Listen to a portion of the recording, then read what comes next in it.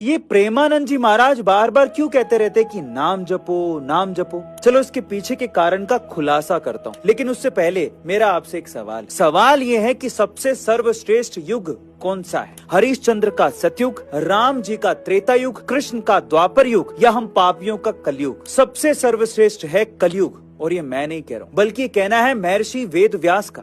हुआ कुछ यूं कि एक बार ऋषियों की सभा में चर्चा हो रही थी कि कौन सा युग सर्वश्रेष्ठ है। कोई सतयुग बता रहा था, कोई त्रेता युग, कोई द्वापर युग, लेकिन कलयुग का नाम किसी ने नहीं लिया। अंत में ये तय हुआ कि समस्या के समाधान के लिए महर्षि वेदव्यास के पास चला जाए। जब सब ऋषि वहां पहुंचे तो उस समय महर्षि व्यास गंगा में स्नान कर रहे थे। उन्होंने जल में जैसे ही डुबकी मारी, ऊपर आने पर जपने लगे, कलयुग सर्वश्रेष्ठ है, कलयुग सर्वश्रेष्ठ है। सब ऋषि बोले कि कैसे, आप कलयुग को सर्वश्रेष्ठ कैसे मानते हैं? तो व्यास जी ने कहा कि सतयुग में 10 वर्ष के कठोर तप के बाद जो फल मिलता है, वही फल त्रेता में मात्र 1 वर्ष के कठोर तप के बाद, द्वापर में मात्र 1 महीने के कठोर तप के बाद, जबकि कलयुग में केवल भगवान के नाम जपने से ही प्राप्त हो जाता है। इसीलिए कलयुग ही सर्वश्रेष्ठ है।